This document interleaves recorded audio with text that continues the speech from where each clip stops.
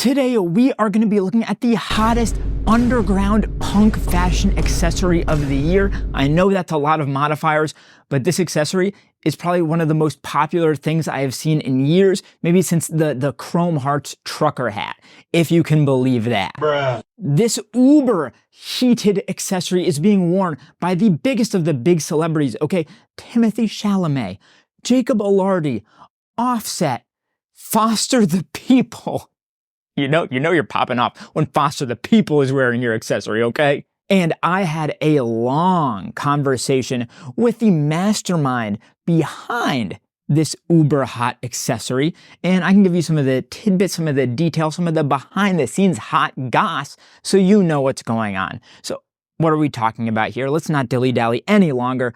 We are talking about the brand Paly Hollywood, founded by Kyle Lindgren and the actor James Franco. We are talking about their hats. Most notably, the James Dean Death Cult hat, which sells out every time they restock it, is being resold on Grailed for multiple times its retail price.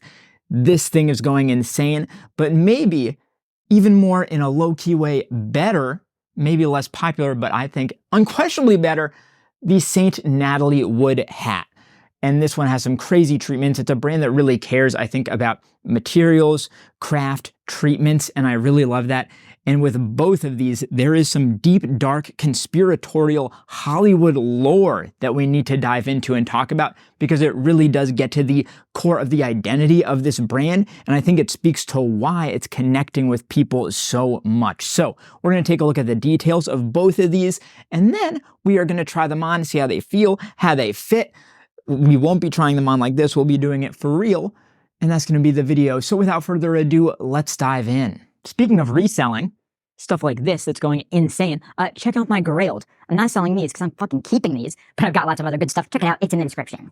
All right, let's start off with the big boy, the James Dean Death Cult hat. This one in black, although they have done it in some other colorways like blue, I think even purple. The purple one is really sick, but this is the classic black. Listen, I wear black all the time. It just made sense for me. We're going to talk about the concept of this in a little bit, and that can start to get at why I think it's so popular. But first, let's look at some of the details, and I'll give you some of the more craft elements here. So this is like a classic snapback twill hat. You can see it's like a cotton twill material here, almost close to like a denim or something, honestly. You've got white embroidery stitching down at the brim here, very tastefully folded. Of course, there's more embroidery all over. We'll talk about that in a little bit. You do get some little vents here. Plastic snapback, very simple, and a little sort of button at the top there. The inside is actually incredibly simple. So you've got this right here, kind of lining for the head, which is really nice. The front has an extra backing, as you can see here, that the back doesn't have. It gives it more structure and actually has a really unique shape where you've got this kind of like horn point right there. It's a very classic style. I feel like something that you don't see that often anymore, but it gives it a very distinctive look. You can see that the button is metal right there on the inside, and it's really well put together overall. Interestingly, they have straight up cut out whatever tag was here, and the only tag left is this one that I'm guessing is from the hat supplier, just a model number there. So why does that matter, that the tag's cut out?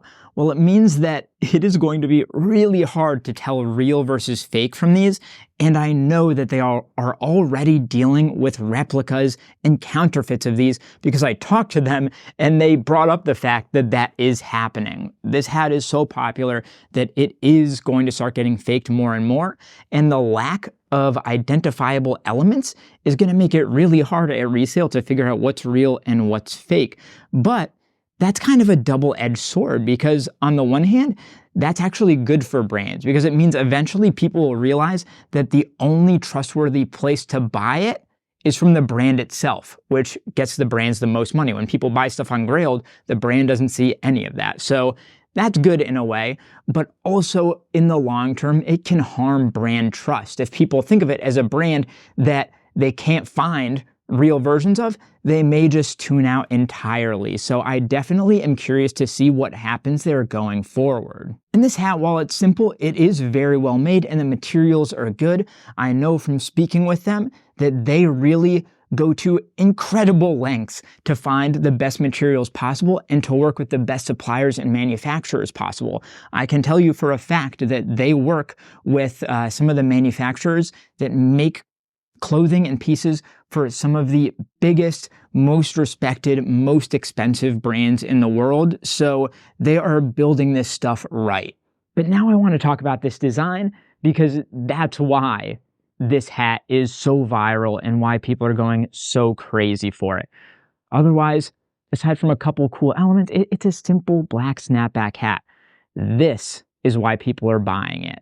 So this design really speaks to the authenticity of the brand and the things that ring true about this brand's identity, because the designs for these pieces are conceived by James Franco, the, semi-disgraced former A-list actor. So the brand identity, the point of view is oftentimes about the ways in which Hollywood, chews people up and spits them out. The dark underbelly, right? It's all this glitz and glamour, but somebody like Franco can speak incredibly truthfully to the darkness that hides under the surface of that. And that's what this concept is all about. So the James Dean death cult, what is it? Well, think about the film Rebel Without a Cause, probably James Dean's largest, most well-known role, or one of them. The people who appeared in that movie did not fare so well. Of course, there's James Dean himself, died semi-mysteriously in a car accident. There's still questions and conspiracies surrounding that. Another star, Sal Mineo, was stabbed in a mugging and was killed. And of course, there are questions about that as well. There's also some deep stuff about his bisexuality that comes in as a question there. The actor Nick Adams died of ostensibly an overdose, although no drugs were found at the scene. That's pretty mysterious. And of course, who could forget Natalie Wood, who we'll be talking about much more in a second, whose body was found washed up after a mysterious night out with Robert Wagner and Christopher Walken. So that is why I think this is so striking, because there's real mystery and darkness and sadness and humanity right behind this concept. And then the way that it's laid out is just pleasing. It's aesthetically pleasing, and it speaks to the kind of like ERD underground punk aesthetic that they're definitely going for here. So speaking more functionally, James Dean death cult with the cross at the front. Off on the side here, you get playing in God's garden. Who put everything into everything and came out dead? I think that goes for a lot of the people in this death cult. And finally, over the back, Paly Hollywood, a little bit of branding there. So this hat is going nuts. The brand literally cannot keep up with the demand. And I'm kind of happy that they can't, because this is the brand that I really hope they keep things incredibly limited going forward. Please, Paly, don't overprint your pieces. That's what killed Rude and Amiri and brands like that. Instead of just making tons and tons of product, keep it limited and make a slightly wider range of pieces if you need to scale up. You know what I mean? Keep it limited. It's better that way. And I told you we would come back to Natalie Wood, and that's because it's time to talk about, in my opinion, the more interesting hat of the two, the St. Natalie Wood hat. Now, the reason I'm so excited to talk about this one is because this one has much more design and intentionality to it. The death cult hat is really about the idea, but the hat is simple. This one, they really have upped the ante, and they've used some of their design and manufacturing and treatment skills to take it to another much more fashionable level. But really, let's start where we left off with the death cult hat and talk about the ideas. So this is the St. Natalie Wood hat. You've got an anchor there.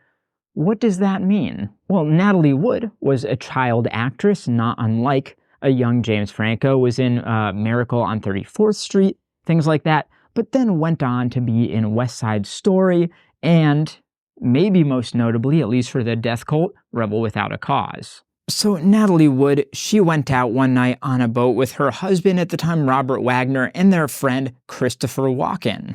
Later that night, her body was found in the water.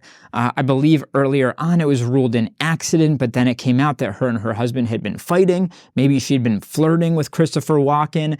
There are lots of questions about this. The sister said she couldn't swim and that she never would have gone into the water willingly, so maybe, someone pushed her. That seems to be the case. I think it's still even an open investigation. Basically, it is incredibly mysterious, these circumstances of her death, and there are many, many questions about it. And there's like this deep underground Hollywood lore and question about, did somebody do this to her? Who wanted her dead and why? It really is a tragic story, and depending on the framing, she can gain a kind of like martyr aspect to her, which is, I think, the angle that this is coming from. I think now you probably understand why the anchor is there, of course. And then much like the death cult hat, but on the opposite side, you get some embroidery here. Splendor in the grass, nature's first green is gold, her hardest hue to hold. You actually get a photo at the back, which I was not expecting. A full photo print on a hat is not something you see very often, and you can see the kind of lines of the twill underneath it. Very cool. Honestly, this is actually very reminiscent of Fucking Awesome and what they do with their skateboard decks. And finally, hey, look at that, a tag. Like, not like a care tag to the same degree, but it's a step up from the death cult hat, and I really like that. So it's like a woven Paly tag, very old school, kind of like an old Marlboro logo or something. I really do like that treatment. And speaking of treatment, there is a lot going on here. You can see probably most notably, this is very, very sun-stained. You get very clear differences depending on where on the hat you're looking. Very, very different. Like, I love that slight wear and sun staining right there. And that's literally, they leave these out in the sun for at least a month before they send them out to anybody. When I talked to them, I found this actually really funny, but it's just the kind of things that you don't think about as a consumer, but designers have to. He was saying, oh my God, I have to ship these hats out, but they're not ready to go out because it's been raining. So they haven't gotten as much sun as they were supposed to. Like, that's crazy. They really do care about this stuff. Even if it sat out for 30 days, he's not going to send it out if it wasn't sunny for 30 days. You know what I mean?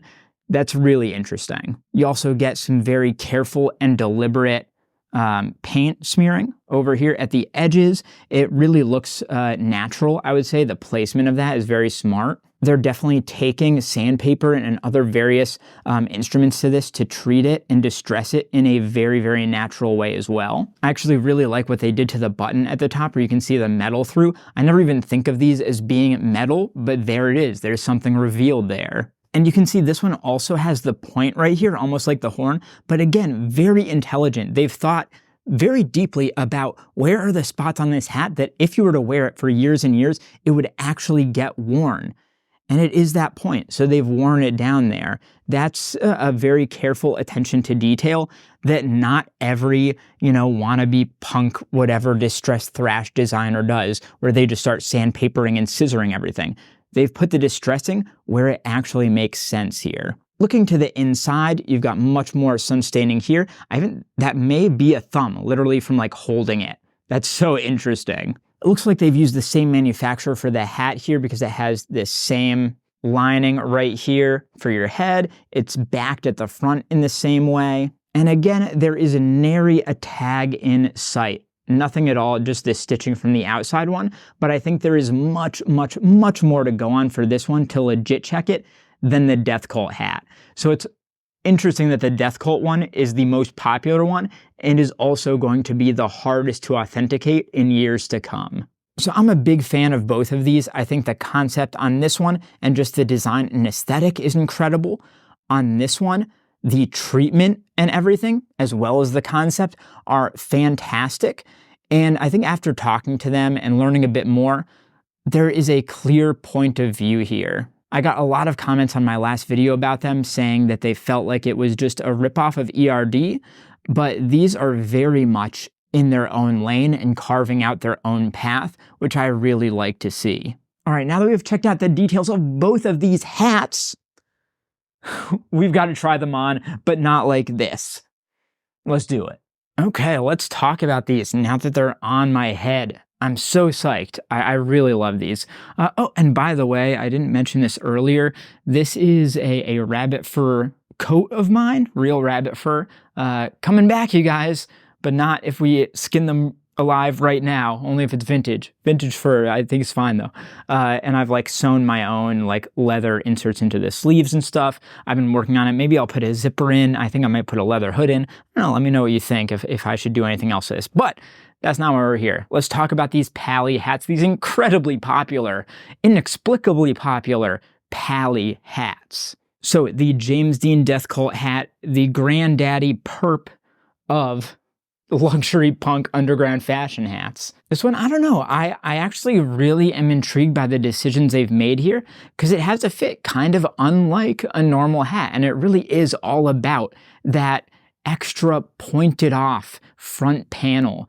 It's so much more squared off. It gives it a very like masculine, strong kind of vibe that I don't usually associate with hats. Usually I just think of hats as hats, but this is something different. I don't know, maybe I'm making too much of a deal of it, but especially when you get the profile look at it, it's unique and it's kind of different.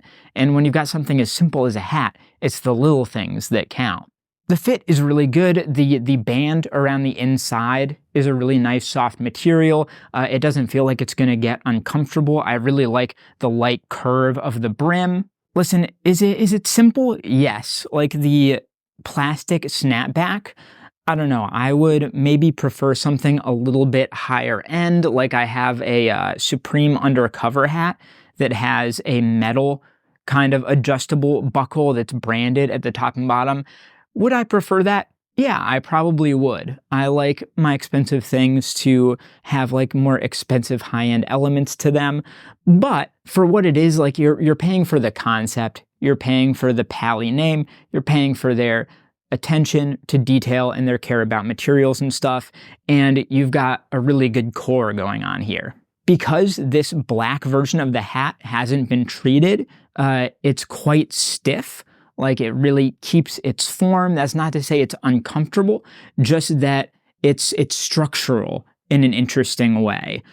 But I think that leads us well into talking about the Natalie Wood hat, which actually, even though it's clearly the exact same hat at its base, because it has been treated so much, it's been distressed, it's been left out in the sun, and keep in mind, leaving something in the sun, it does make a clear difference to the material.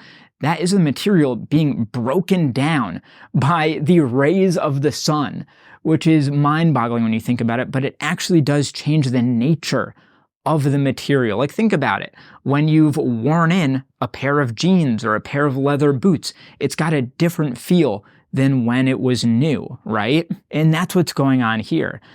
Even though it's the exact same twill material, it is broken down. It is a bit floppier, a bit more malleable. And I do find that more pleasant to wear just right out of the box, although clearly the Death Cult hat will reach this same point as the Natalie Wood hat over time. It's just I have to break it in as opposed to the Natalie Wood hat, which is pre-broken in with all these additional elements. I think it has a really great look. The color combination is good. The paint is nice, so it's like a lime green plus the yellow embroidery and the white paint. This color combo is great. And it's gonna make a really nice pop to my usual looks, which are often all black. So if you throw this on top, I think it's gonna be a really awesome pop of color to pull an entire look together.